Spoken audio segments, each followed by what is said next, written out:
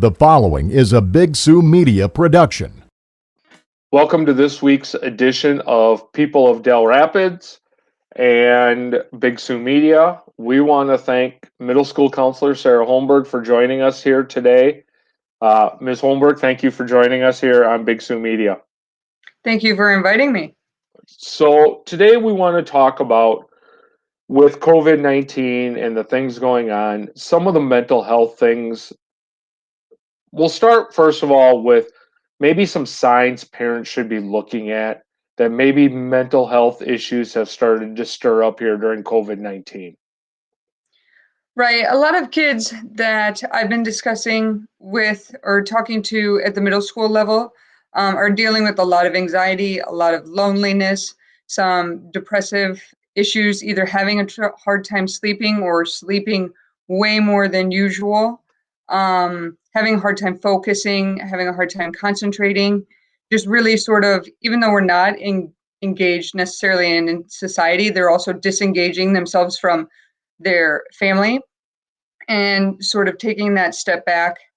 Anything that is, parents know their children the best. Anything that sort of puts the red flag to you guys is important to pay attention to and just sort of make note of, because every kiddo is different and every kiddo is going to adjust to this differently.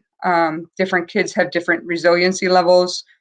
Different kids have higher emotional bandwidth. They'll be able to deal with some of these crises symptoms better than others. But some of those main ones are sleep disturbances, difficulty focusing, difficulty paying attention or concentrating, and then just sort of not acting the way that they had been acting maybe the week previous or the 2 weeks previous. So as you've talked to some of the middle school kids and kids around town, as you've seen things transitioning here through COVID-19, what are some of the concerns that you have seen mental health wise with some of the kids in Dell Rapids in general? A lot of the kids that I've spoken to, I send out a weekly check-in to all the middle school students, 5th through 8th grade. And the thing that they mark down that they're struggling with the most is loneliness. A lot of them are, and then I speak with them, on the phone and follow up with them, depending on where they're rating, where they're at emotionally. And a lot of them say, yeah, I've been talking to my friends on Snapchat and I've been talking to my buddies over video games, but it's just not the same. That sharing of the physical space, that's what they're really missing, and that's what they're really lacking. And for a middle school student to be able to name that they're feeling lonely, it can be difficult for them. They say they're stressed out, or they say that they're angry. They get really angry really quickly, or they're frustrated really quickly. But I see the underlying emotion in a lot of the kids is that they're feeling just really lonely and really disconnected. You talk about them talking through video games and talking on Snapchat, which is still important for them to keep connected with your friends, but also in the same token, there has to be a concern for too much media time, too much time on the video games and things like that.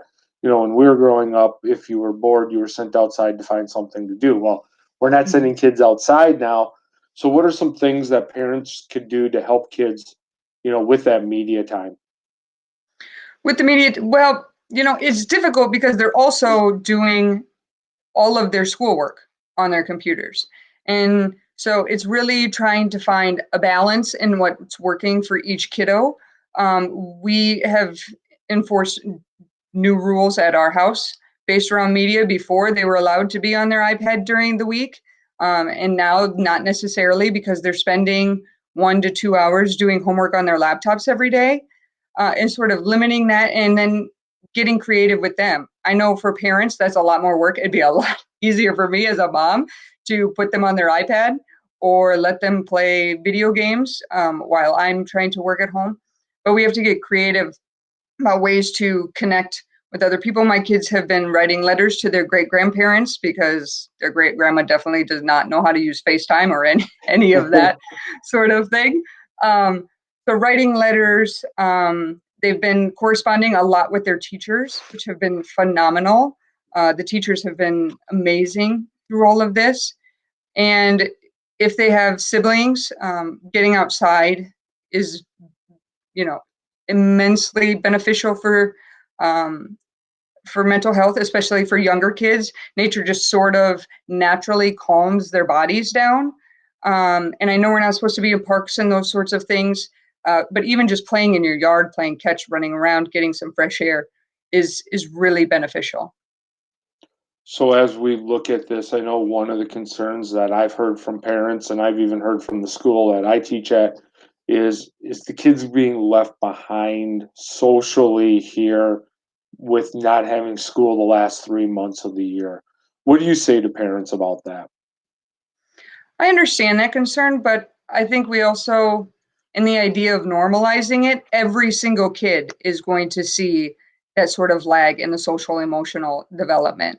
It's not that your kid has been pulled out for the last 3 months and everybody else is jumping forward leaps and bounds because they've been around their social circle. Every single kid is trying to cope with this. And a lot of those coping strategies that kids are using that they may not have had to use so immensely before, like empathy or resilience or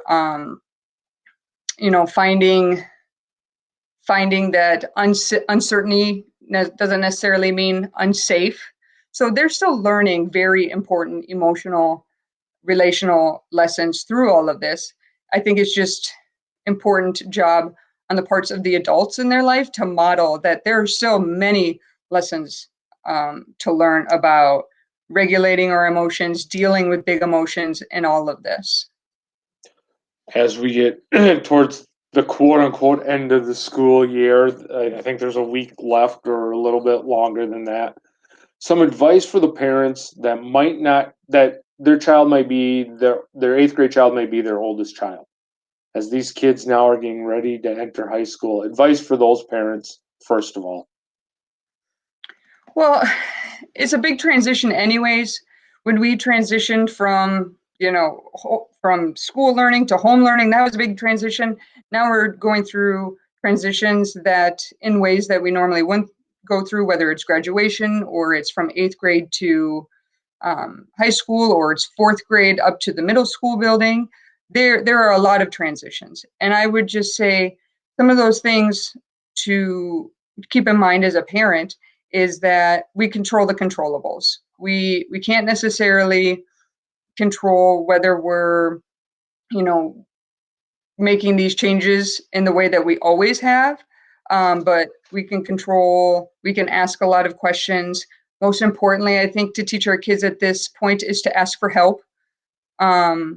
If they're confused or don't understand what the next step is, asking for help, I think, is a really beneficial lesson for a lot of kids to be learning, and to sort of normalize it for them if you can.